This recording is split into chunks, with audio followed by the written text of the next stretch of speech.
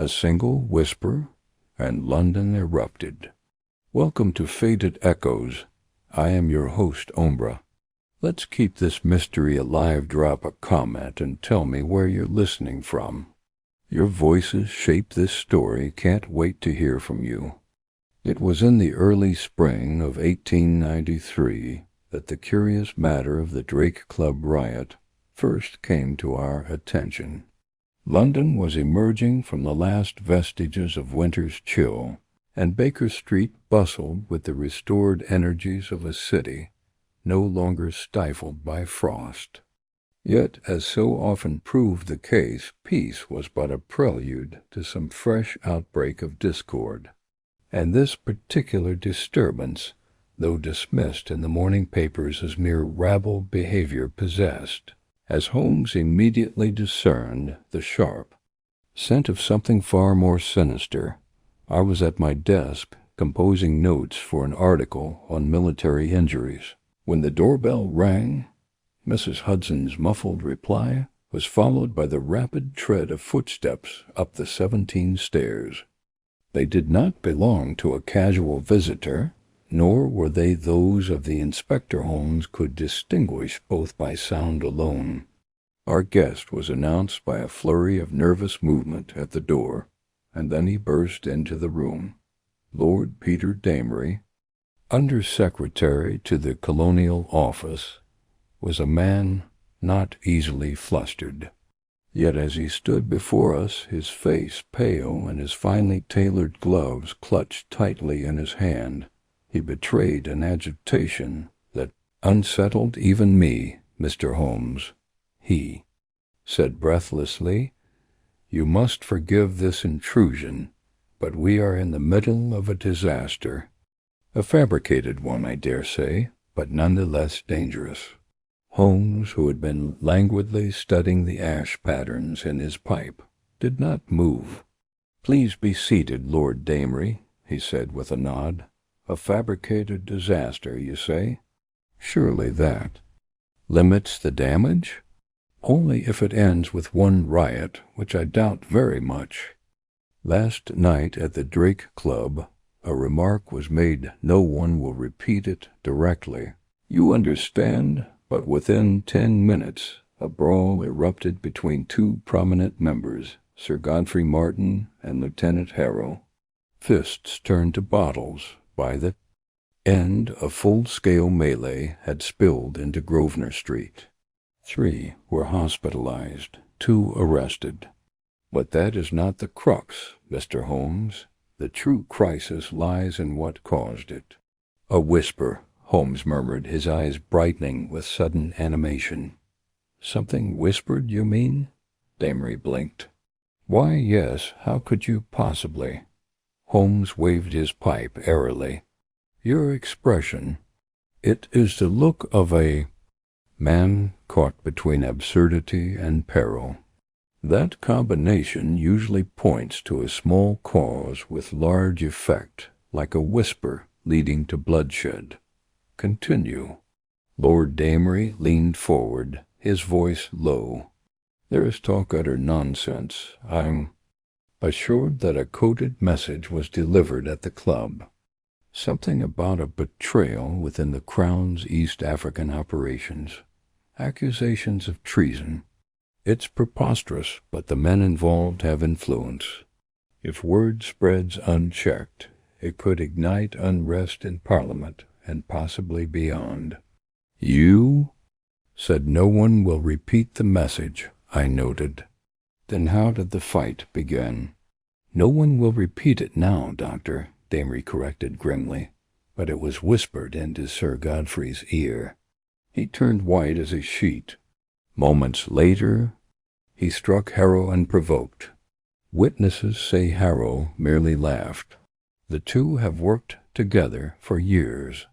Holmes stood and crossed to the window, the sunlight catching the angular features of his face. And what of the man who whispered it? He asked. That's just it. No one saw him clearly. The club's porter recalls a gentleman with a limp well, dressed, Eastern accent perhaps. He left immediately after the fight began. The list of guests has been provided to Scotland Yard." Holmes smiled. "And Lestrade, I assume, has already declared it a matter of drunken pride and dismissed the implications?" "Indeed," Damery admitted, "which is why I came here." "You were right to do so," Holmes replied. "This is no tavern scuffle. It is a disturbance calculated to appear accidental. A whisper well placed can travel faster than a printing press and do far more damage. Will you take the case?" Holmes' eyes gleamed with something close to delight. "A whisper that incites violence, a vanishing suspect, and motives, rooted in the unseen mechanisms of empire? Doctor, would you consider joining me at the Drake Club this afternoon?" I closed my notebook. "I thought you'd never ask." As Lord Damery departed, Holmes paused at the mantel, fingering a small glass vial he had set aside earlier. "This riot," he said, half to himself, "was no accident. Someone wanted the public face of loyalty to be marred by private chaos. The trick now is to find the one who speaks in shadows and listens for the sound of breaking trust." And with that, the game was once more afoot. The carriage ride to the Drake Club was a quiet one. Holmes, his fingers steepled beneath his chin, sat immobile with that peculiar stillness of mind that often accompanied his deepest concentration. I have learned through many years of companionship not to interrupt him at such moments. For my part, I studied our surroundings through the rattling window panes, wondering what kind of man could sow chaos with nothing more than a whisper. The Drake Club stood proud and immaculate at the corner of Grosvenor and Berkeley Streets, its sandstone, facade undisturbed by the previous night's violence. Only a faint mark upon the outer railing's blood, perhaps scrubbed, but not quite cleansed, betrayed the recent disorder. A uniformed porter, straight-backed despite his years, awaited us at the steps. "Mr. Holmes, Dr. Watson," he greeted. "We've been instructed to give you every courtesy." Holmes tipped his hat faintly. "Thank you. We shall be as brief and discreet as circumstances allow." The porter, whose name proved to be Tilling, led us through the entry hall, a space lined with oil paintings of long-dead statesmen and explorers, into a reading room that bore the subtle signs of recent chaos.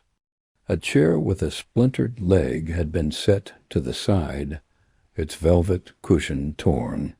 A decanter of sherry, now half empty, rested on a sideboard flanked by crystal tumblers, one of which bore a faint smudge of blood along the rim.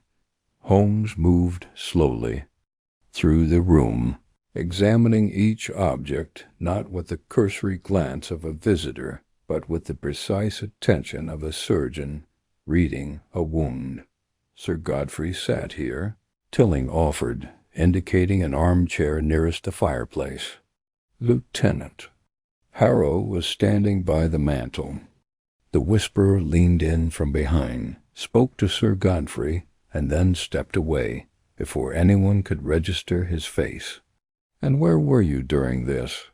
Holmes asked, examining the carpet beneath the chair I had just entered with.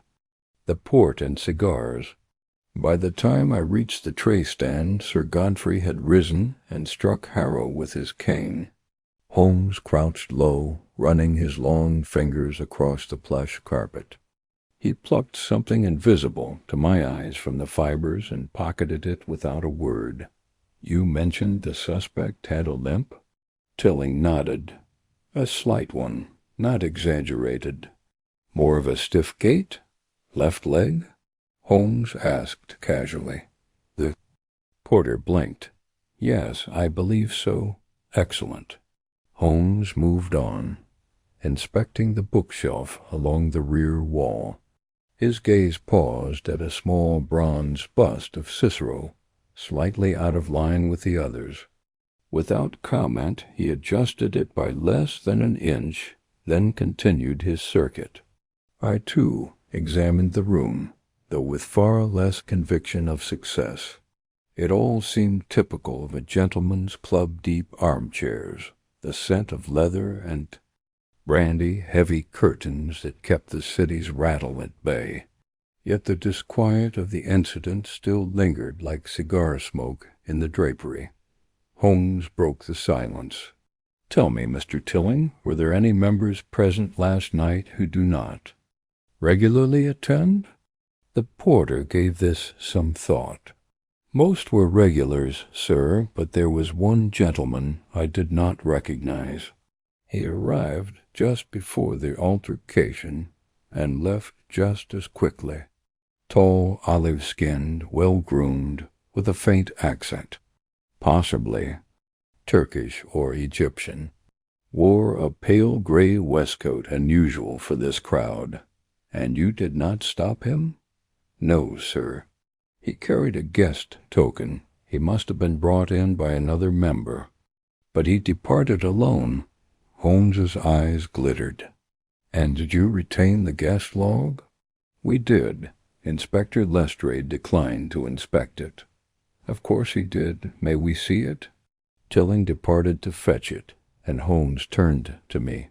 "Note: Watson, the quiet precision of this performance. The man did not shout, brandish a weapon, or even raise his voice. He slipped in, whispered poison, and departed before anyone thought to question his presence. A conjurer's trick, but played with politics rather than cards.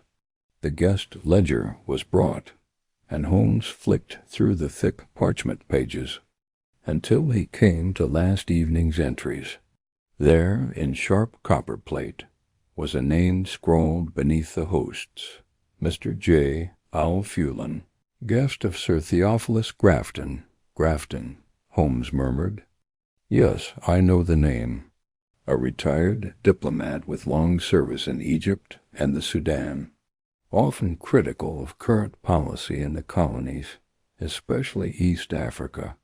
This is beginning to align, Watson." "Align to what, Holmes?" He tapped the book, thoughtfully, "to something far larger than a scuffle between gentlemen. I suspect that what was whispered into Sir Godfrey's ear was not merely slander, but information, or rather the illusion of information crafted to seem authentic. The ideal mechanism to provoke a man of his temperament. But why him? Because Sir Godfrey sits on the Foreign Affairs Subcommittee for African Trade. Harrow, on the other hand, represents military intelligence. A division between them, however manufactured, could reverberate across multiple departments.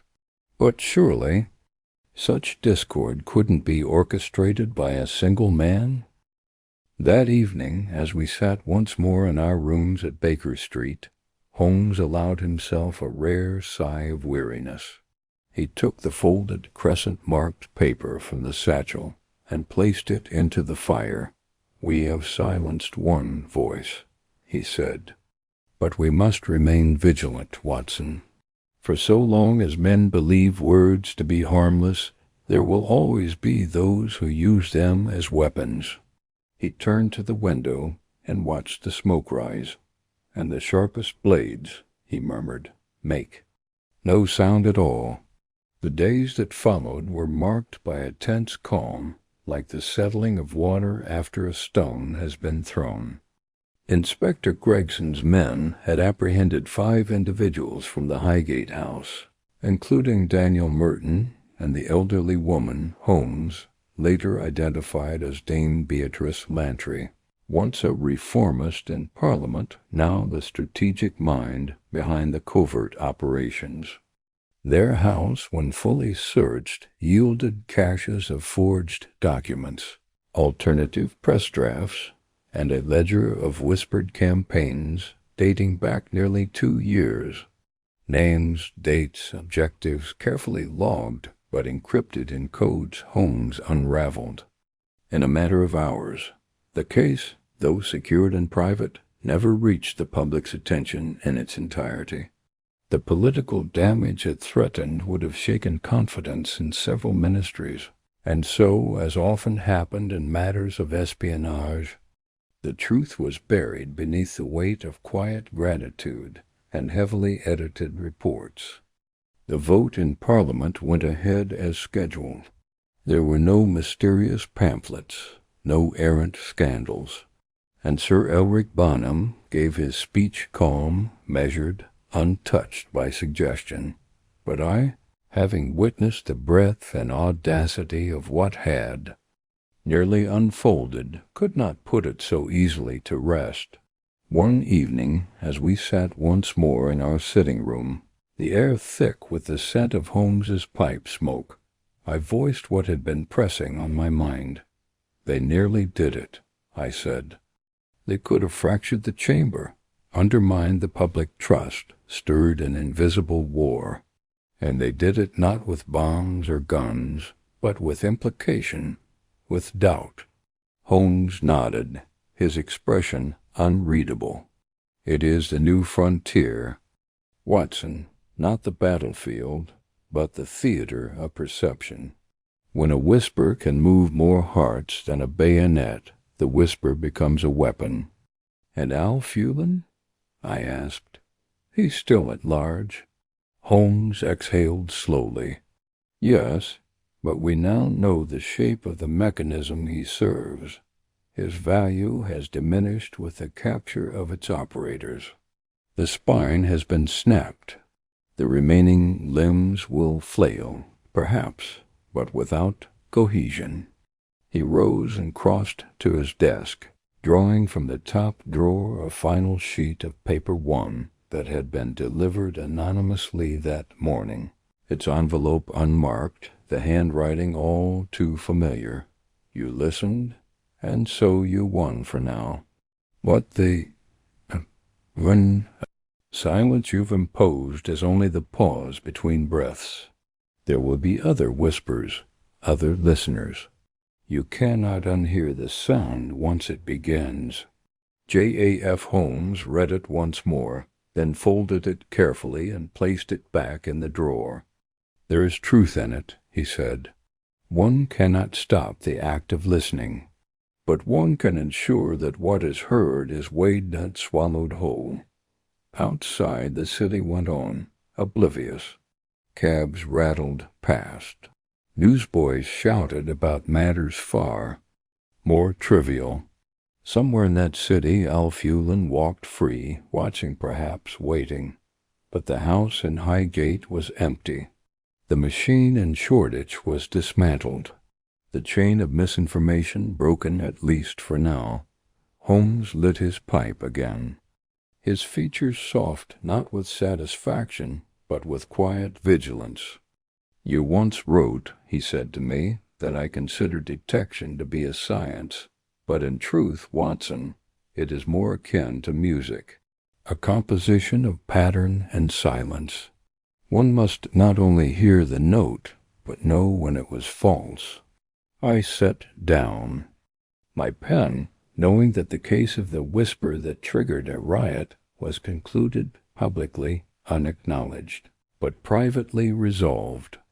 And I knew, too, that the greatest danger Holmes had faced in all of it had not been the conspirators, or the secrets, or the politics, but the truth that had rung through it all, that even the most rational mind must wrestle with the chaos born of something as small and as dangerous as a single well-placed word. "Not by a single man, Watson," Holmes said quietly, "but perhaps by a small group who stand to profit from it.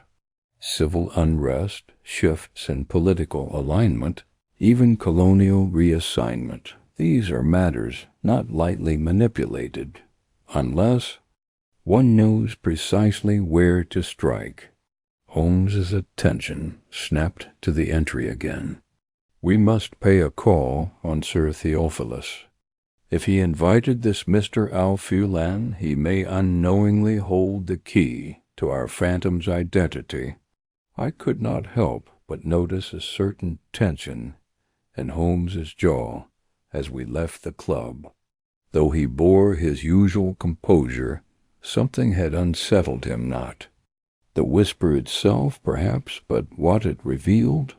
It was not the first time I had seen him sense the tip of a deeper danger, as if the true crime lay still hidden beneath a surface merely scratched, as we hailed another cab and rattled toward Grafton's Mayfair address. Holmes suddenly said, "Do you recall the foreign pamphlets seized in Whitechapel last month?" "Yes, incendiary leaflets, weren't they? Nothing came of it." "Nothing yet," he said. "But the style, the whispers, the anonymous distribution, the sense of incited panic, this bears resemblance. Someone is practicing disruption as an art, and I fear the riot at the Drake Club is only their opening act." We reached the diplomat's residence just as the first gas lamps began to flicker in the dusk. A storm was brewing both in the sky and, I suspected, in the corridors of government. Holmes adjusted his cuffs and stepped from the carriage with his usual poise. "Come, Watson.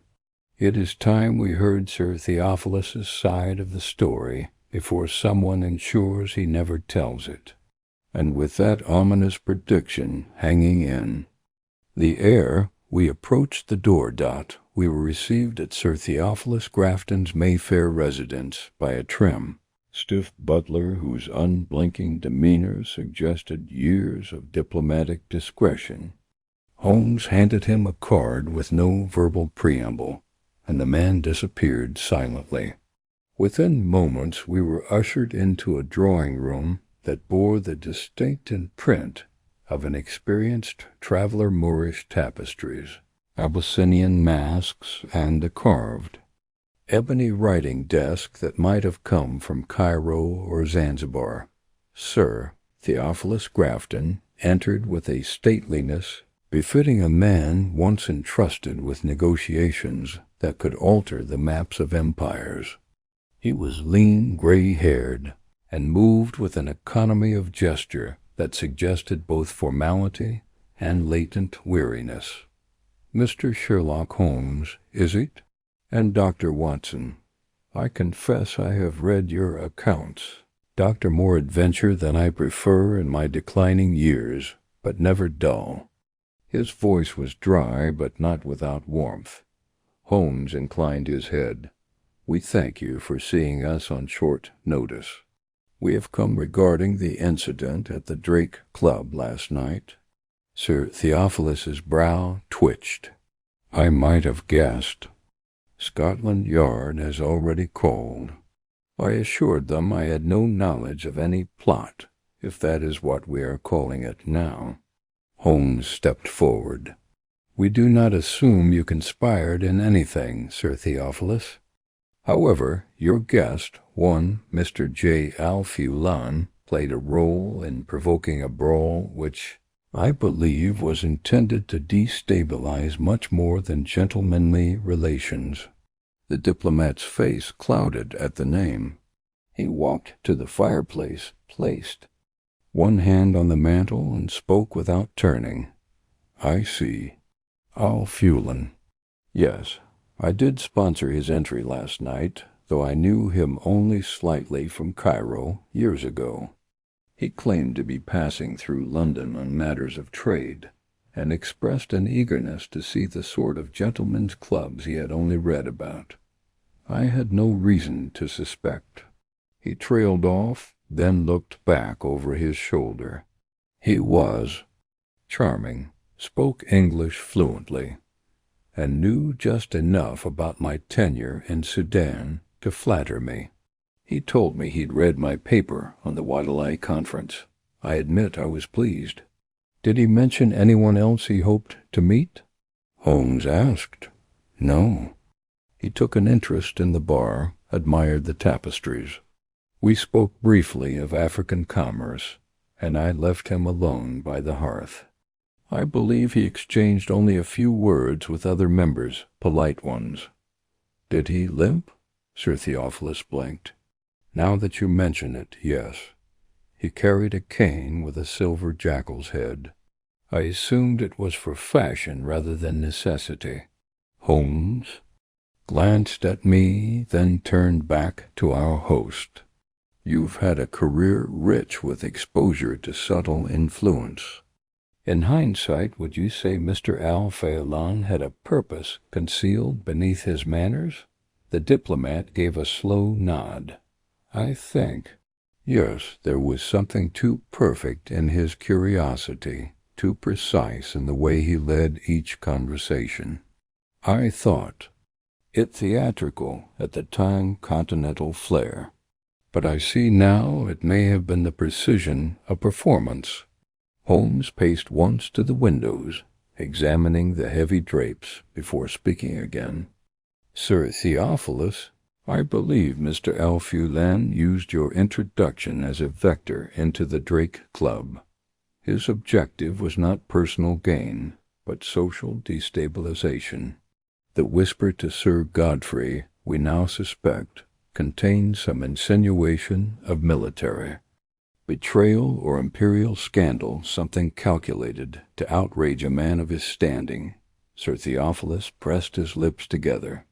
If so, then I was used. Unwittingly, I said, and to great effect. Holmes turned suddenly. Did he leave anything with you? A card, a letter, perhaps a token of thanks? The old diplomat frowned and moved to the writing desk. Only a note he pressed upon me as he left. I found it this morning unopened. He retrieved a folded square of thick ivory paper, unsealed and still unsullied by fingerprints. Holmes took it delicately with a pair of tweezers he withdrew from his coat. The envelope bore no return address. He opened it with surgical care and removed the note within. The handwriting was calligraphic and precise. My deepest gratitude for your kindness, Sir Theophilus. I trust your wisdom continues to shape the future, even when others fail to heed it. Yours, J.A.F. Holmes, read it twice, then held it up to the gaslight. He sniffed it, frowned, and then folded it carefully into his pocketbook. Watson, remind. To compare this ink with the smudge I found on the Drake Club carpet. You suspect something beyond mere penmanship? I asked. Indeed. The scent a trace of sandalwood and something metallic. Not common ink, possibly mixed with iron gall or an exotic compound. We may be looking for a man with access to very particular resources.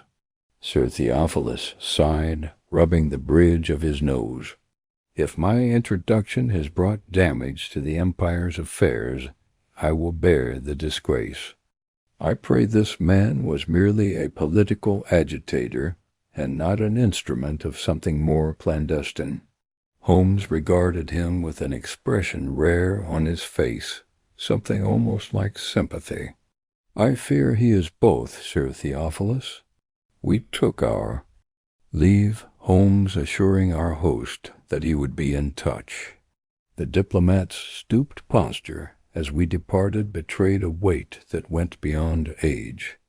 Outside the air had grown colder, and a thin mist coiled along the gutters of the street.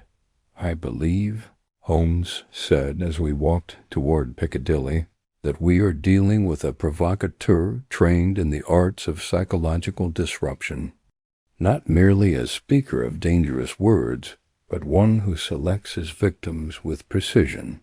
His knowledge of Sir Godfrey's temperament, of Harrow's connections, and of Grafton's history suggests planning beyond the reach of a lone zealot. You think he works for a foreign power? I asked. Possibly. Or he is a mercenary in the pay of one. But there is a signature to his method, Watson. He stirs chaos not by incitement in the open, but by whispering lies that resonate with a man's deepest fears. What he told Sir Godfrey must have sounded both impossible and entirely plausible. We reached the corner where our cab awaited. Holmes paused, his eyes narrowing against the fog. There is another player we must speak to now, Lieutenant Harrow. If we are to understand the whisper, we must examine the man to whom the violence was directed. And if my suspicions are correct, Harrow is not the innocent recipient of outrage he appears to be. He opened the cab door and motioned for me to enter. To Whitehall Barracks, driver. As we set off, I could not shake the feeling that Holmes, like the whisperer himself, was beginning to operate in the shadows, chasing a ghost through smoke and suspicion. The stakes, I sensed, were growing with each passing hour, and the whisper, which had already left bruises and broken glass in its wake, had yet to reveal its true purpose. The cab rattled through the dimming streets of London, the mist rising, to greet the evening lamps as they flickered into life. Holmes sat in silence beside me, his fingers drumming against the armrest in slow metronomic rhythm. Though his outward manner remained composed, I recognized the signs of mounting tension beneath the surface. His mind, I was certain, was racing far ahead, tracing invisible threads and connections through a web the rest of us had yet to even glimpse. Whitehall Barracks, an austere edifice of red brick and ironwork, loomed ahead, its courtyard lit by a few lonely gas lamps. A sentry admitted us after Holmes presented his name and purpose with quiet authority. Within, we were led to a small antechamber adjoining the officers' mess. Lieutenant Harrow awaited us there alone, seated beneath a portrait of the Queen, his face shaded in a mixture of boredom and restrained anger. He rose when we entered, offering only a terse nod. "Mr. Holmes, Dr. Watson, I presume this is about the Drake Club affair." Holmes gave no introduction nor pleasantries. "I'd like to hear your account of the incident, precisely as it occurred." Harrow folded his arms and leaned back against the fireplace, his uniform crisp and his eyes calculating. "There's not much to tell. I'd just finished a brandy and was exchanging idle remarks with Sir Godfrey about the railway concessions in Tanganyika when he struck me without provocation. We'd had words before, political disagreements, minor clashes, but nothing that should have led to violence. Words such as, Holmes asked evenly. Harrow shrugged. He has a blinkered view of colonial administration, romantic even, believes in the gentleman's burden, and all that rot. I take a more pragmatic stance. Holmes stepped closer. Did anyone approach Sir Godfrey immediately before the altercation? Harrow looked up sharply. I suppose so. There was a man behind him, tall, dark coat, foreign appearance. I didn't get a good look. He leaned in to speak, and then Godfrey turned red in the face, glared at me as though I'd slapped his mother, and lashed out. "So you did not hear the whisper yourself?" I asked. "No," Harrow replied, "but I can guess what it was." Holmes lifted an eyebrow. "You can guess? That is of great interest. Please elaborate." There was a pause. Harrow's jaw tightened. "I believe he was told that I'd betrayed him, or worse, betrayed the Empire. Have you?" Holmes asked, his voice suddenly colder. The lieutenant stiffened. "Certainly not." Holmes began to pace slowly across the floor. "And yet, Mr. Al Fullen, The man believed to have whispered the fatal phrase selected you as the target of his provocation.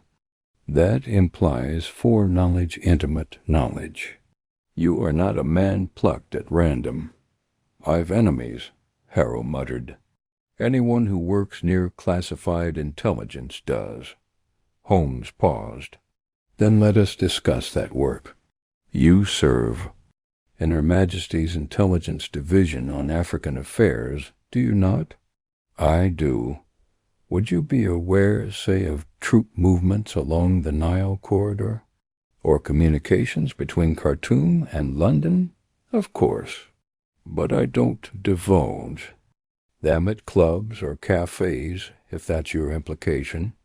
Holmes studied Harrow for a long moment.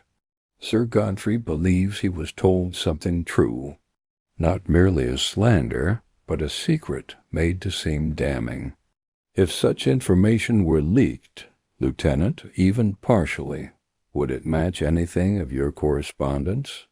Harrow hesitated, and for the first time I saw something uncertain flicker in his eyes. 3 weeks ago, he said slowly, a ciphered report from one of our informants in Kampala was intercepted, or so we believe. It was a minor leak. Changed the routes and codes immediately. I reported the breach. Was it made public? No. Nor was it connected to me directly, at least, not officially. Holmes turned toward me. You see, Watson, the shape of the thing begins to emerge. Our whisper did not invent his provocation from whole cloth. He found a scar partially healed and pressed directly upon it. He knew that a whisper of treason uttered in the right ear would shatter the fragile equilibrium between men of delicate pride. But who would have access to such classified material? I asked. And why risk exposing it for the sake of a barroom riot? Holmes gave a tight, unreadable smile. That is the very question which defines our quarry. He had both access and intent.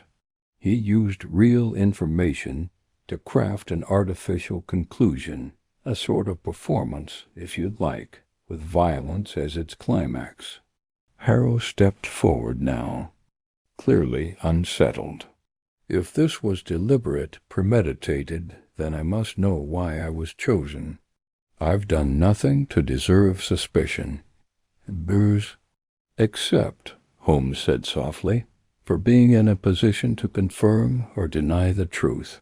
If Sir Godfrey were inclined to take the matter further, it would become your word against the phantoms. Such ambiguity is fertile soil for scandal. Harrow opened his mouth as if to protest, then closed it again. So what do you intend to do? I intend to find Mr. Al Fullen, Holmes said, and discover who whispered to him. We took our leave shortly after, and once again the night pressed in around us as we returned to Baker Street. Holmes was silent throughout the journey, his brows drawn, his fingers twitching against his coat lapels. Once home, he removed the folded letter from his pocket, laid it upon his desk, and stared at it beneath the gaslight. There is something curious here, he murmured. I leaned forward. The ink you mentioned? Yes, but not just the ink. Look, see. The angle of the handwriting. Each line subtly ascends. That's a trait common in Turkish or Arabic scripts when a writer transitions to English. Combine that with the iron gall base of the ink used often in northern Africa, and we narrow our field. But it is the phrase that stands out most. I trust your wisdom continues to shape the future. That is not flattery, it is an allusion. To what? To Grafton's last paper, Holmes said, eyes glittering. The one about East. African spheres of influence. A document that proposed the realignment of protectorate borders. Controversial, yes, but deeply influential. If our whisperer is quoting from it, then he is not merely a provocateur. He is a student of policy, or a rival. I felt a chill despite the fire. You think he's part of a larger network? I think, Holmes said, standing, that this is no longer a case of one whisper and one riot. It is the first beat of a larger drum. Our next step is to find who else this man has spoken to, who else has heard something that should not be known. He turned to the window, staring out into the fog. For a whisper can start a riot, yes, but with the right ears it can start a war. The fire in our sitting room had burned low, casting long, flickering shadows across the Persian rug and over Holmes's angular frame as he stood silhouetted in the window. Outside, London moved with its usual indifference, the fog thickening into a pale curtain between lamp-lit carriages and gas-lit drawing-rooms. Inside, however, a far more subtle fog was forming, one composed not of moisture but of motive, of whispers and of suspicion. Holmes had not moved in several minutes. I remained seated, my notebook closed, my gaze fixed on the half-burned log that cracked with a reluctant sigh. At last Holmes spoke without turning. "Watson, we are no longer hunting a man. We are hunting a method." I frowned. "A method?" "Yes. Mr. Aelfulin is not merely a courier of information, nor a rogue with political interests. He is part of a mechanism, perhaps its most visible part, but not the only one. The note to Grafton, the knowledge of Harrow's compromised report, the exploitation of Sir Godfrey's temper, all these things point not to chance, but to orchestration." He turned then, eyes gleaming. "A whisper that triggers a riot is only effective if it lands precisely like an arrow drawn to a weak spot in the armor. Our whisperer knew that spot in advance. Then someone is feeding him intelligence? Exactly. But the manner of delivery is what intrigues me. He delivers lies that are laced with truth. Not enough to stand scrutiny, but sufficient to ignite action before reflection." He began to pace, hands behind his back. "Let us consider the pattern.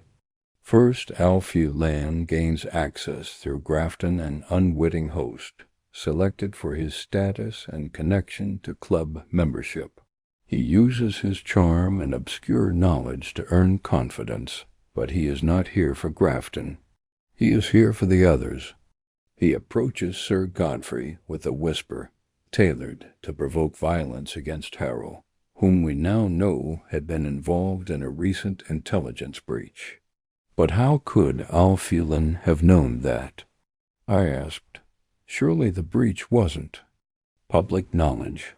Holmes nodded. Which narrows the circle of suspects considerably. Either someone inside intelligence leaked it, or someone outside with access to its secrets is collaborating with our man. We must ask ourselves, who benefits if such an event escalates? I opened my mouth to answer, but Holmes waved a hand. Not yet. First, we pursue the next step. We know Aelfulin had access to restricted knowledge. We also know he left the club unseen and vanished. Men of his nature do not disappear entirely. They seek havens places where such knowledge is. Currency. He crossed to his desk and opened a narrow drawer, withdrawing a slim volume bound in green leather. "I maintain a private registry," he said, "of certain establishments across London where information passes more freely than money. Some are brothels, some are tobacconists, some are bookshops. One, in particular, seems apt for our next. Move." He tapped the spine of the book. There is a small antiquities dealer in Lambeth exotic artifacts, obscure languages, and rare ink recipes from the Ottoman frontier. The proprietor, a Mr. Emil Starkweather, is said to be well acquainted with the movement of unregistered foreigners and less than legal documents. I raised an eyebrow. And you suspect he knows our whisperer? I suspect he sold him something, possibly ink, possibly silence. Either way, we must speak to him before someone else ensures he does not speak again. It was well past 9 when we arrived in Lambeth, the fog thick and unmoving now, muffling the sound of our carriage wheels. The shop, nestled between a pawnbroker's and an empty alehouse, was a crooked little structure with windows like yellowed eyes peering out into the gloom inside. The air was warm and pungent with the scent of dust, spices, and old paper. Shelves lined every wall, stacked high with scrolls, jars, and statues of forgotten gods. A tall man emerged from the back, his hair wild, his spectacles thick enough to suggest poor eyesight or paranoia or both.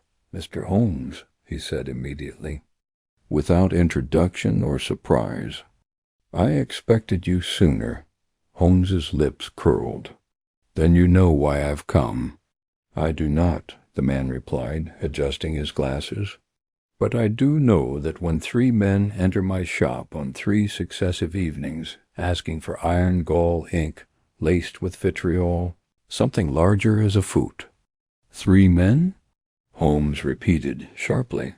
"Yes, the first a Middle Eastern gentleman with a limp, graceful, educated. He asked questions about Sudanese binding inks and purchased a small vial I had recently acquired from Alexandria." "And the other 2? "One was a pale gentleman with copper spectacles, spoke like a bureaucrat. The third said nothing, only passed a note and took a parcel. I believe he was Russian." Holmes stepped closer. "And you still have this vial?" "An identical one, yes. The gentleman bought only a portion.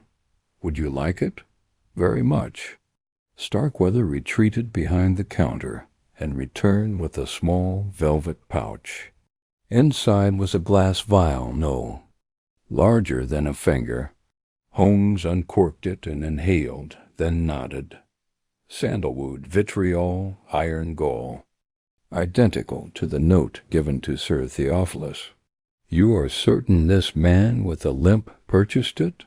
"Quite. He paid in silver rupees." Holmes turned to me. "Watson, do you recall the East African Company's campaign last year to standardize currency in the Protectorate?" "Yes, they switched from rupees to sterling-backed notes." "Precisely. So for a man to carry rupees in London in this year suggests recent travel from the interior. Possibly Tanganyika, possibly Uganda." He turned back to Starkweather. "Did this man say where he was lodging?" Starkweather shook his head. "Only that he'd be leaving again by the end of the week. Then we have little time." Outside, the fog had begun to thin, but Holmes's mood had darkened. We returned to the carriage with quiet urgency. "We now have 3 visitors tied to this ink," he said.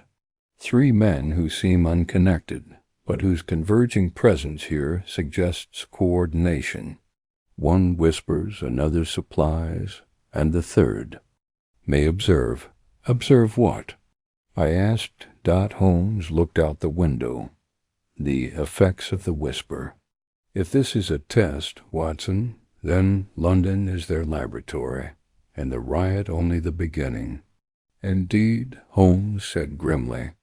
"For if the right words, spoken in the right place, can fracture loyalties and invite scandal, then how many more men are walking these streets bearing false truths? How many more whispers before the city turns not on a single man, but upon itself?" We arrived home past 11. Holmes sat once more at the fire, the vial resting on the mantelpiece beside his pipe. I watched him light it slowly, methodically, and for a while the room was silent, save for the faint crackle of flame and the distant echo of hoofs in the street below. Then, as though speaking to the fire itself, Holmes murmured, "Tomorrow we go to the docks. I have a suspicion that Al-Fulan did not come to London alone, and if I am correct, the next whisper will not strike a club or a barracks but a Parliament floor." The chill that ran through me then was not from the draught. We rose early the next morning, though it was not yet light. Holmes had scarcely slept. I found him in the sitting-room with maps unrolled across the table and notes pinned beneath his, fingertips like a general studying the terrain before a battle. He looked up at my entrance, the ever-present glint of calculation bright in his eyes. "We must reach the docks before the midday tide," he said without preamble. "If our whisperer arrived from the East African coast, it is likely he used the route through Aden and Marseilles to the port of London. There are 3 freight companies that receive such cargo: Durban and Company, the Eastern Steam Packet Line, and the Imperial Maritime Consortium." "And you believe he came in with cargo?" I asked, buttoning my coat. "I believe he came under the cover of it," Holmes replied. "If he is what I suspect, a courier trained in political subversion, then he would not risk ordinary travel.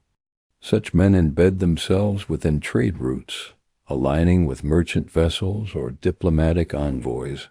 Smugglers often make the best spies.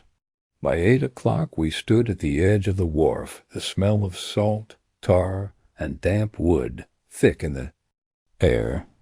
Cranes groaned overhead as crates were hoisted from the bows of moored steamships. Dockhands shouted in Cockney and Gujarati alike, weaving between pallets and customs officers in stiff uniforms. Holmes was silent for a long moment, surveying the docks like a predator assessing a field of game. Then he moved quick, purposeful toward a long wooden office bearing the brass plate of Durban and Company.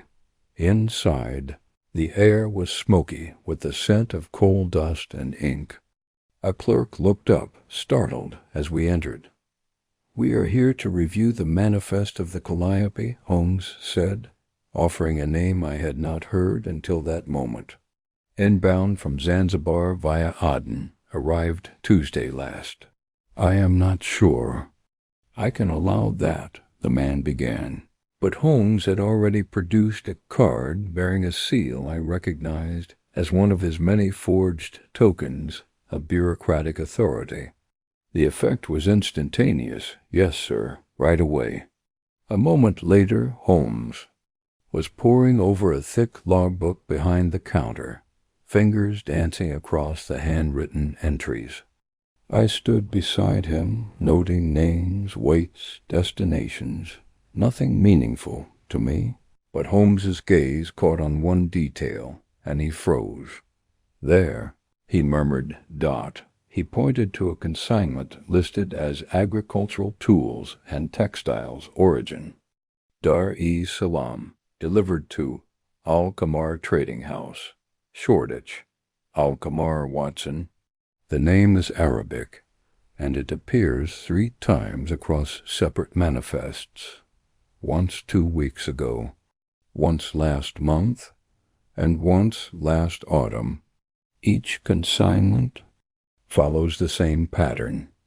General goods, nondescript contents, bound for the same storefront. But no London registry lists such a firm. You think it's a front? I think it's a door. And Al-Fulan may have stepped through it. We made our way to Shoreditch, weaving past workmen, fishmongers, and the muddy chaos of Whitechapel's outer sprawl. The address in question, number 74 Silbury Lane, stood between a boarded millinery and a spice merchant. At first glance it was unremarkable, a narrow shop-front with frosted glass windows and a faint crescent moon etched into the door-frame. No sign, no hours. No activity. Holmes knocked twice firm, deliberate. No answer. He tried the handle, locked. "Observe the dust along the sill," he said. "Yet the lower pane is smudged. Someone inside looks out regularly, but the door is never opened from the street." Holmes took a small lens from his pocket and examined the lock, then reached into his coat and produced a slender set of instruments. Within seconds the mechanism yielded with a soft click. We stepped into dimness. The air inside was warm, scented faintly with tobacco and cloves. The shelves were lined with bolts of rough cloth, some carved statuettes, and jars of ink, many in the same squat green glass vials as Starkweather's. At the far end of the shop, a curtain hung between two pillars, drawn closed. Holmes approached it without hesitation and pulled it aside.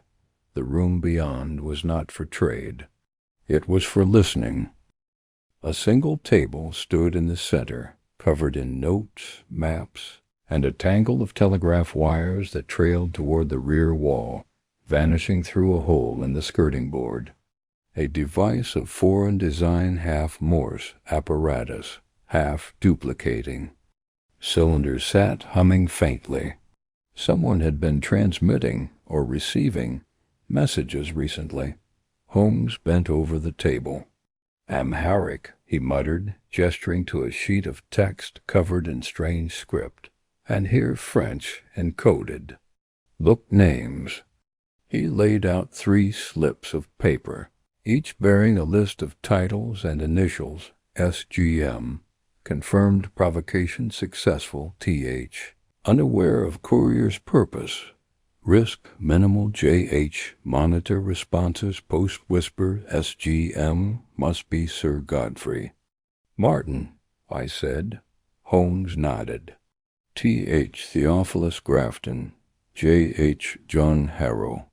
They've catalogued the outcomes of their operation. This is no rogue act. It is surveillance with a feedback loop. Every whisper is logged, monitored, studied. They sound faint, sharp echoed from the alley behind the shop. Holmes turned his head slightly. Someone's returned. He darted to the window, peering through a gap in the shutter. One man, slight limp, approaching the back entrance. I reached for the pistol I kept holstered, but Holmes placed a hand on my arm. "No, not yet. Let us observe." We moved silently behind the curtain and into the shadows, crouched low as the rear door opened with a creak. A figure entered, tall, wrapped in a dark wool coat, a scarf around his face. His movements were measured, precise. He paused at the work table, drew out a thin sheaf of paper from his coat, and placed it beneath a weighted letter opener. Then he adjusted the telegraph as if to prepare for sending. Holmes stepped from the shadows. "I wouldn't, Mr. Alphelan." The man froze. Holmes's voice was calm, clinical. "The device is wired to an address in Marseille. You were about to transmit your report. I would ask that you refrain." Alphelan turned slowly. He did not speak at first. His eyes, dark, unreadable, met Holmes's without a flicker of fear. "You're too late," he said softly. "The message is already gone." Holmes moved to the table, inspecting the device. "Not quite. You set the machine, yes, but you hadn't begun to key. The wire remains silent for now." Alphelan regarded Holmes with something almost like respect. "You are clever, Mr. Holmes, but you cannot stop the wind with your hand." "No." Holmes replied, "but I can trace its current. You're not the author of this operation. You're—" "It's Vector. You understand nothing," Alfulen said. "There is no author, only a voice that must be heard. The Empire stifles it. We only loosen its grip." "You whisper lies that mimic truth," Holmes replied, "and you call it liberation, but your methods speak for themselves." Holmes motioned for me, and I stepped forward with my revolver drawn. Alfulen did not resist. He merely sat slowly, hands raised in resignation. "I warn you," he said calmly. "Others are already speaking. I was merely first." As we left the shop with our captive in tow, I could not help but glance over my shoulder at the dim room and its infernal machine. The whisper that had stirred violence among gentlemen now hummed with the threat of something greater. And for the first time, I feared that Holmes's brilliance might not be enough to silence it. Alfulen sat quietly between us in the dim back seat of the hired carriage, his posture straight despite the manacles that bound his wrists. Holmes had insisted on keeping the restraints subtle, no spectacle, no scandal. The man might have been any foreign dignitary, not a courier of sedition and calculated unrest. Yet I could not shake the image of that dimly lit room in Shoreditch, its humming device poised to unleash chaos and Morse. He had spoken no further after his warning. Others are already speaking. Holmes, for his part, had remained equally silent, his hands folded in thought, and his gaze fixed beyond the window-pane, where the fog had lifted just enough to reveal London's grim skyline. It was nearing dusk once more, and Baker Street, when we returned to it, seemed unnaturally still, as though aware that within its walls something delicate was about to unravel. We brought Alfulen through the back entrance, under cover, and secured him in Holmes's study, converted hastily into an impromptu interrogation chamber. Holmes dismissed Mrs. Hudson with an assurance that our guest merely required urgent consultation on colonial matters. She vanished with her usual blend of curiosity and discretion. Once alone, Holmes removed his coat, lit the fire, and turned to face Alfulen across the hearth. The man's face remained impassive, but there was a flicker of tension in the corners of his eyes. "You've been gathering intelligence across London," Holmes said evenly. "Not for a nation, but for an idea. Your whisper to Sir Godfrey was no simple act of malice. It was a controlled detonation, a test, to see what response it would produce." Alfulen said nothing. "You used Grafton to gain entry to the Drake Club. You selected Sir Godfrey for his temper and rank. You framed Harrow with a half-truth derived from a genuine breach you had no business knowing about. And now, having stirred a diplomatic tremor, you prepare to send word back to those who hired you, or who trained you." Alfulen met Holmes's gaze then. "No one hired me. I serve a purpose." Holmes smiled thinly. "As do all zealots. But you are not merely a voice in the dark. You're trained, precise, and funded. The Shoreditch storefront, the wires to Marseille anon, of that was born from grassroots conviction. The fire popped in the grate. Alfulen's eyes drifted to the flames before he spoke again. "You believe in stability. Mr. Holmes, you think truth must be protected, carefully dispensed. But your empire builds itself upon whispers too only louder, and with more flags." I stiffened. "You claim to fight injustice, and yet your methods are deceit and provocation.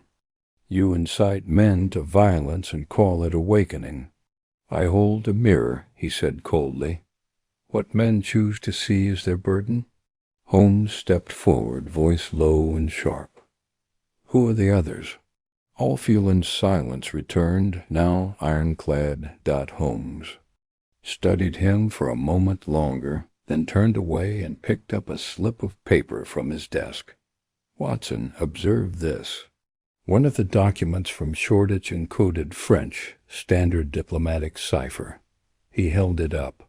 It references a meeting tonight at a warehouse in Rotherhithe.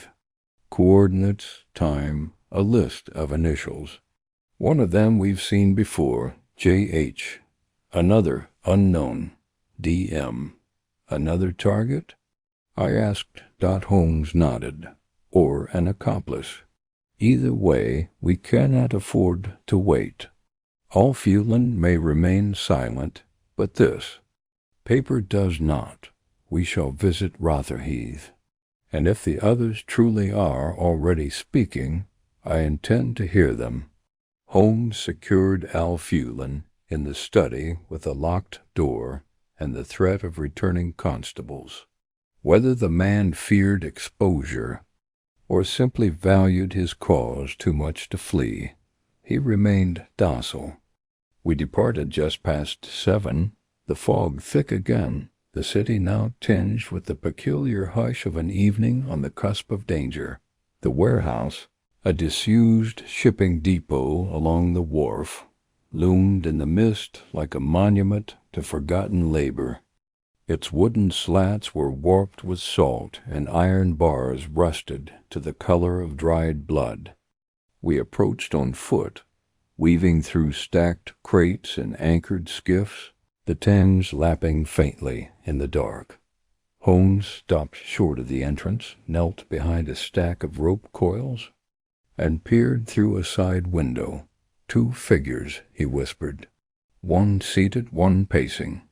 The pacing man is tall, broad-shouldered military bearing. That may be Harrow. The other narrow frame, spectacles, possibly our unknown D.M. I could just make out the murmur of voices. The taller man, if it was Harrow, sounded agitated, while the other spoke in a low, measured tone. Holmes motioned to me, and we moved silently toward a side entrance, partially ajar. As we stepped inside, careful not to betray our presence, the voices grew clearer. "I'm telling you," the tall man snapped, "we've done enough. The club incident nearly derailed everything. If they trace it back, they won't," said the bespectacled man. "The whisperer has served his purpose. Besides, if Martin hadn't overreacted, you chose the target," the tall one hissed. "You gave him the dossier." "And you ensured the breach looked accidental," the other countered smoothly. "We've all played our roles, Harrow. Now we wait. A second whisper goes out next week, Parliament. Quietly, no violence, just enough to shift sentiment." I felt Holmes tense beside me. Then he moved.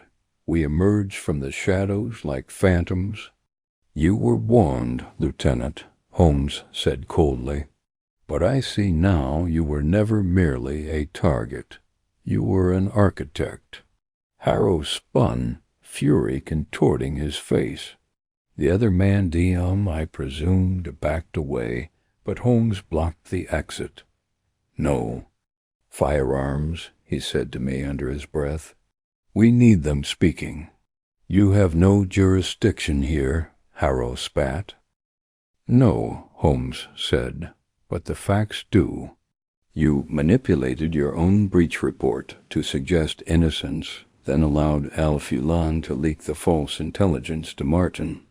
The ensuing riot discredited Martin, elevated your own position, and allowed this man, Mr. Daniel Merton, late of the Foreign Office, to begin pressing for colonial realignment." Merton's face remained impassive, but a tremor betrayed him. "You don't understand what's coming, Holmes." On the contrary, Holmes replied, I understand perfectly.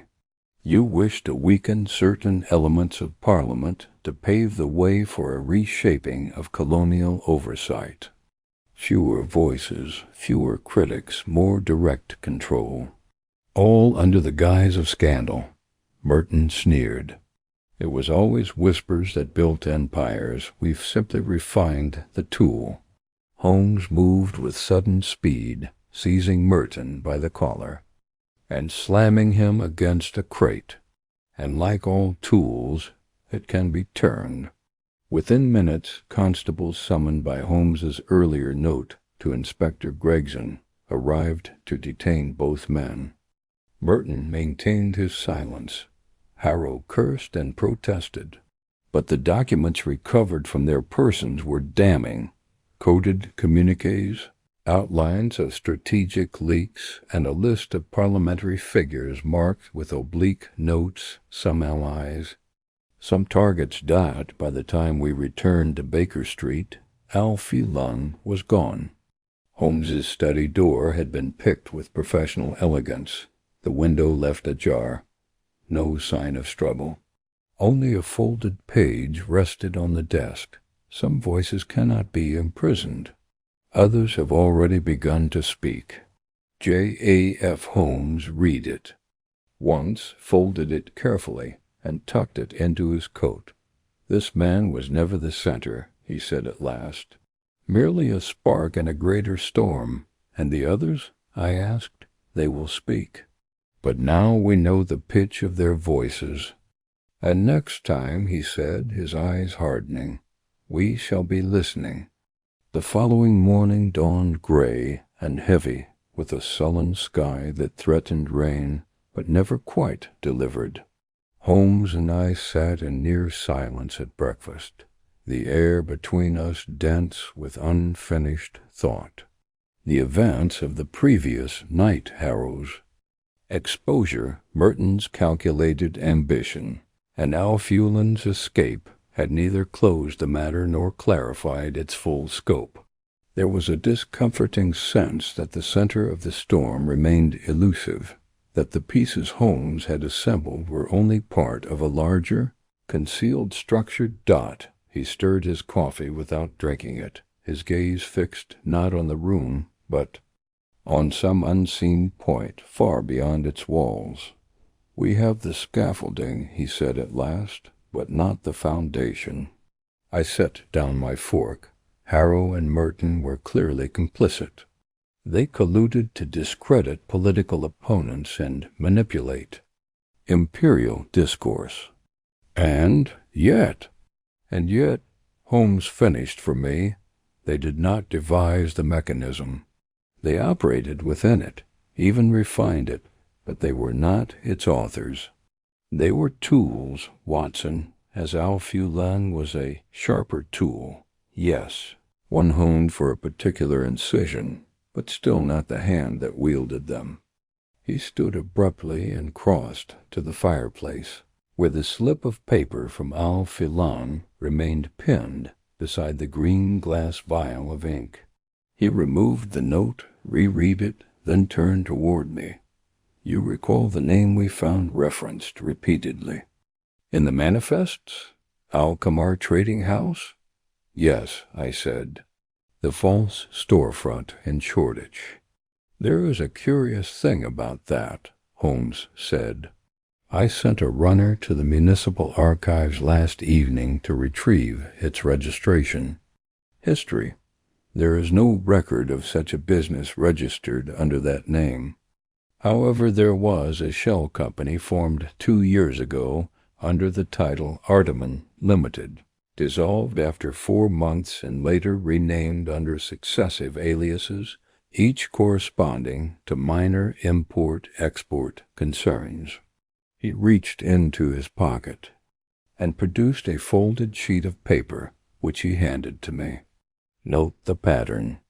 Each name change coincides with unrest in Cairo, then in Bombay, and now London. I scanned the document, heart sinking. You think it's a mobile operation. Not a business, but a front for coordinated agitation. Precisely. They shift names and locations to avoid scrutiny, striking in one region and moving on as soon as suspicion gathers. The real control lies elsewhere beyond city borders, likely beyond the reach of ordinary legal recourse. And what of Al-Fulan? I asked.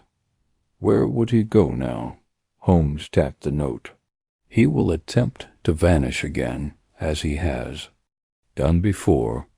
But if this operation is consistent, there will be another whisper soon, and it will target not soldiers or clubmen, but men of greater influence.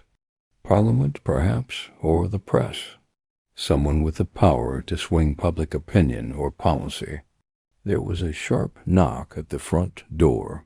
Moments later, Mrs. Hudson appeared, somewhat breathless. "A gentleman for you, Mr. Holmes." He wouldn't give his name, only said it was urgent and delicate. Holmes exchanged a glance with me. "Show him in." The visitor who entered was in his early 40s, impeccably dressed in a gray overcoat with the faintest glint of a ministerial lapel. Pin. He removed his hat and gloves slowly, methodically, and though he carried himself with the composure of a seasoned civil servant, there was something strained at the edges of his manner, too precise, too measured. "Mr. Holmes," he said, "I come on behalf of an individual whose name you will not repeat, and whose concerns may intersect with your current affairs." Holmes gestured to a chair. "Please sit, mister." "You may call me Wexley," he said, "for now. And what brings you to us in such cryptic haste, Mr. Wexley?" Wexley leaned forward slightly. "An intercepted letter, coded, delivered, to the Internal Review Board of the Colonial Office 2 days ago. The letter references a Stage 2 protocol to be initiated on Friday of this week." "3 days hence," Holmes murmured. "Yes, the protocol mentions a parliamentary ignition, no specifics. Only that certain speeches are to be influenced, a vote turned, perhaps a scandal preceded. Do you have the letter?" Wexley hesitated. "A copy. The original is sensitive." He withdrew a folded page from within his coat and handed it to Holmes, who read it with increasing intensity. "It's the same hand," he said, passing it to me. "Look, the angled script, the peculiar blend of Arabic phrasing and bureaucratic. English. This is Al-Fulan's work, or someone trained alongside him." Wexley sat back. "Whatever this is, it runs deep. Too deep for official inquiry. There are names in that document, some of which I believe are compromised. My superiors cannot move openly. That is why I am here." Holmes's eyes narrowed. "What exactly do you want from me, Mr. Wexley?" "I want to stop this before it reaches the floor of Parliament. I want to know who is behind it, and how they are passing their messages undetected. And if you can, Mr. Holmes, I want you to catch them speaking." Holmes was silent a long moment. Then he folded the paper and handed it back. 3 days, he said. "We will need every hour." Wexley rose. "Then I shall not delay you further." He left as quietly as he came. Holmes waited until the front door had clicked shut before turning to me. "There it is, Watson." The next whisper. I stood. "Do we go to the Houses of Parliament? No, not yet. We go to those who listen more than they speak. The printers, the pamphleteers, and the scribes who leak the blood into public ink. The whisper does not shout it, insinuates. If someone intends to alter the mind of Parliament, the seeds will be planted not in the chamber itself, but in the page, the press, and the parlor. We left at once, the streets already growing busy with the first rustle of newspapers and delivery boys. Holmes led me not to Fleet Street's major houses, but to an obscure corner near Clerkenwell, where fringe publications flourished radicals, polemicists, and shadowy editors who operated in the gray margins of political discourse. It was there, among yellowing broadsheets and ink-stained benches, that Holmes made his next move. He entered a nameless shop run by a bald man with ink beneath his fingernails and a habit of blinking too often. "You print the colonial voice," Holmes said without introduction. The man blinked. "What of it?" "You received a submission 3 days ago. Anonymous. Title: The Failings of the Imperial Compact. It arrived by courier." "Correct?" The man hesitated. "Yes, how did you?" "I need to see it," Holmes said. "Now." The article was fetched, folded and unsigned, bearing language eerily reminiscent of the previous whisper. It framed its argument around the failure of parliamentary safeguards, the danger of decentralized imperial command. It hinted obliquely, but deliberately, at treason within the military ranks. Holmes read it twice, then said, "It's a primer. The kindling before the match. The whisper has grown bolder now, it writes." He turned to me, his expression grave. "This is the next vector, Watson. Speech becomes ink. And ink, if not challenged, becomes belief." He stepped into the light of the street again, his pace quickening. "We must find the courier who delivered this, for where the page is planted, the whisperer is never far behind." Holmes moved with precision through the narrowing streets of Clerkenwell, his long coat whipping behind him as he followed a trail only he could see. I kept close, my thoughts racing to keep pace with his direction. The article had confirmed. This was no longer a matter of whispered provocation alone. The conspiracy had turned to print, and with it the danger had grown exponentially. One article, planted in the right publication, could do what even the most calculated whisper could not: reach hundreds, then thousands, and shift the tide of belief. We stopped at the corner of a disused alley where a bell above a narrow wooden door bore the word "Dispatch" in faded gold leaf. Holmes knocked twice, paused, and then once more a rhythm that seemed almost ritualistic. The door creaked open to reveal a youth with red hair and smudges of ink on his sleeves. "Delivery stable," Holmes said plainly. "Name's Langley." Courier who brought the article to the Colonial Voice. The boy blinked, startled, but nodded. "Langley's inside, second table." We passed through to a cramped sorting room where the air was thick with paper dust and the scent of sealing wax. Amidst the clutter, a lean figure sat stringing twine through bundles of letters. He looked up as we approached, a man in his late 20s, with quick hands and wary eyes. Holmes wasted no time. "You delivered an unsigned article to the Colonial. Voice on Monday. We require the origin of the package." Langley set down his bundle slowly. "I might have. Hard to say I get dozens a week." Holmes reached into his coat and withdrew the article itself, folded twice, bound in red thread, stamped with a crescent. That should be specific enough. Recognition flickered across the courier's face, and though he tried to hide it, Holmes saw it instantly. "Where did it come from?" Langley hesitated, eyes darting toward the back room. "Dropped at the night box. I wasn't supposed to see who left it." "But you did," Holmes said coolly. The courier leaned back, voice low. A man, dark coat, scarf up to his chin. Walked like he owned the ground, but he had a habit. He turned his head every 7 or 8 steps, like he was counting. Was he limping?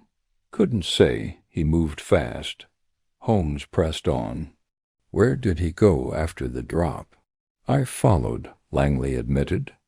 Not for long only, as far as Chancery Lane. He ducked into a newsagent's, and I lost him. But he passed a card to the clerk, something stiff and red. Holmes turned abruptly. You've been helpful.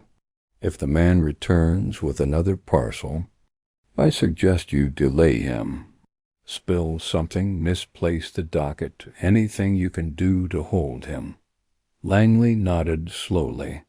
Understood. Back on the street, Holmes took a deep breath of the cool air and said, The red card. That's twice. We've seen it. Once at the Shoreditch shop. Once here.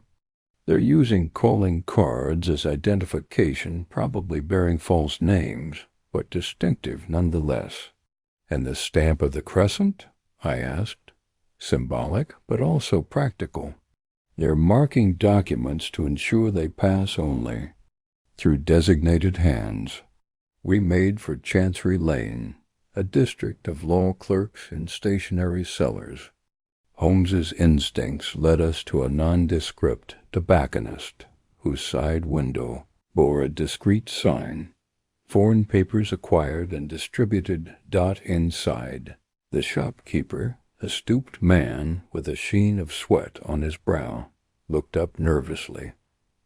We're not here for tobacco, Holmes said, laying the article on the counter. This passed through your hands. The man didn't deny it. Instead, he exhaled shakily. They come once a week, same hour. Leave the envelope, take nothing. No names, no words, and the red card? They show it? I give a nod. That's the arrangement. I didn't ask questions. You will now, Holmes said.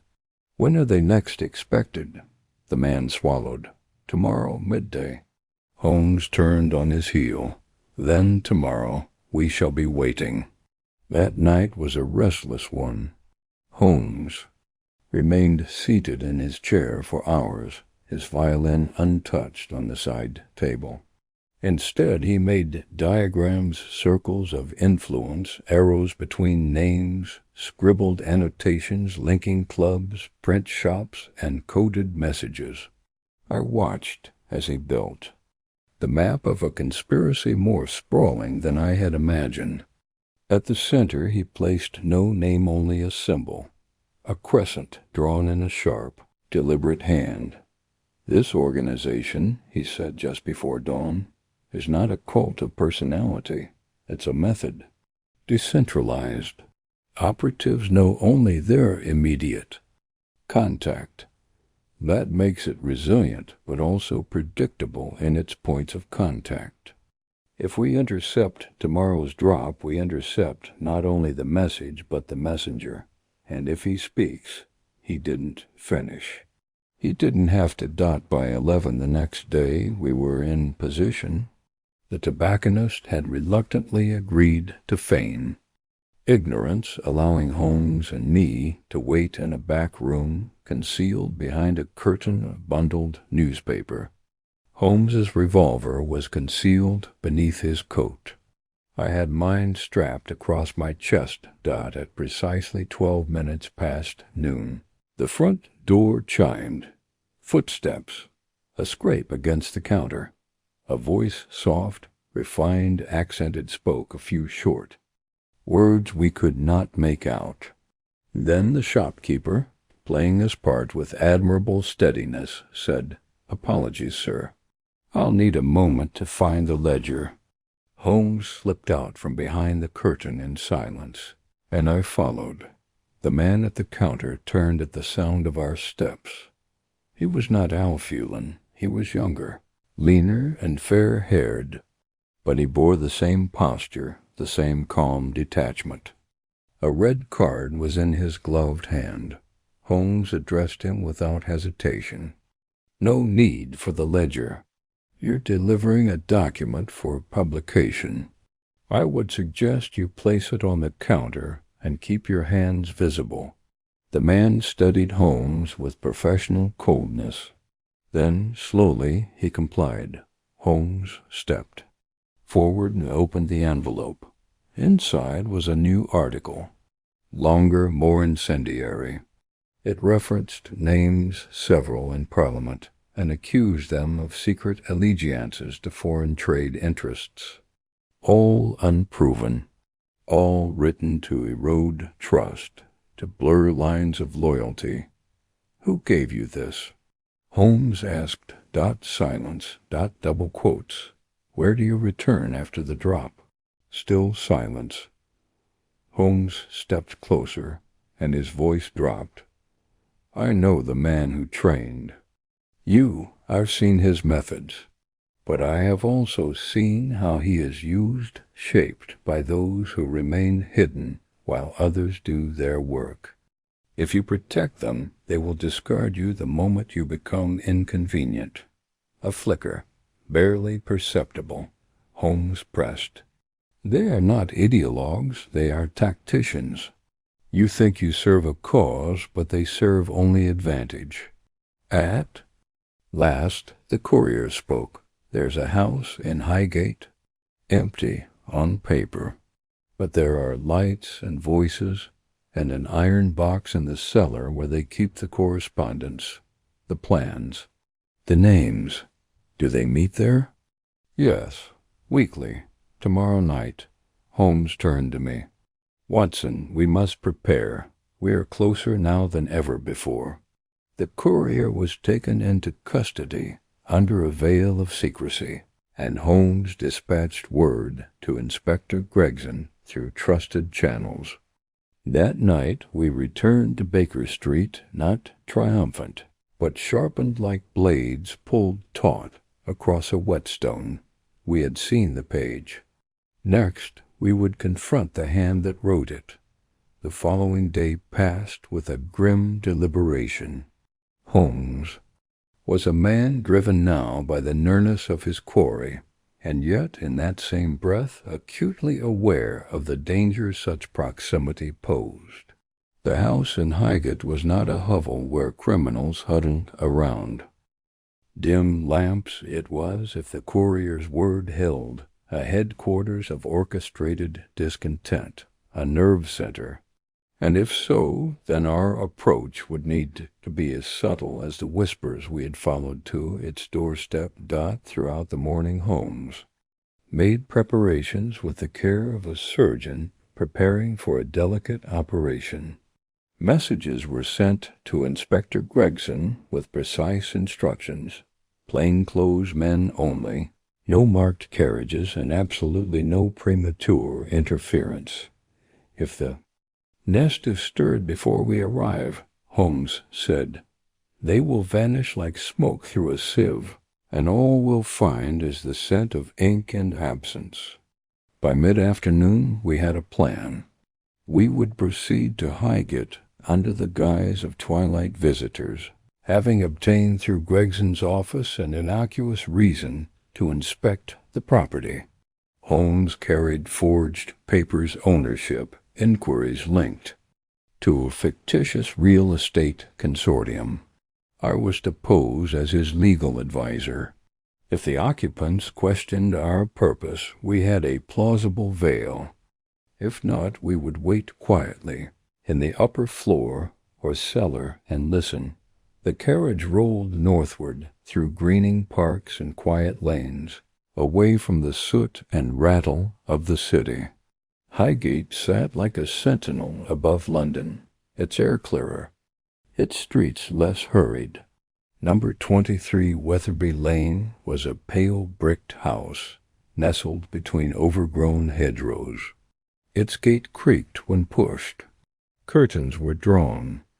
The windows were too clean for a house supposedly unoccupied. "Observe," Holmes murmured as we approached the door. "No footprints in the front garden, but faint ones 3 sets around the back. That, Watson, is the sign of deliberate obfuscation. Someone wants the front to appear unused while activity continues within. He rapped 3 times. The door was answered not by a butler or caretaker, but by a young woman, dark-haired, composed, dressed plainly. She said nothing, merely looked at us with calm expectancy. Holmes offered a slight bow. "Mr. Langley, Consortium Properties. This is my solicitor. We were given to understand this property may be under review for long-term leasing." She stared at him for a long moment, then stood aside. "The drawing-room," she said simply. We stepped inside. The air was warm, faintly perfumed, not floral, but something sharper. Leather, perhaps, books. The house was too still. I heard no clock ticking. No bird song reached through the sealed windows. It felt like a place suspended, functioning not as a home, but as a shell. The woman left us alone.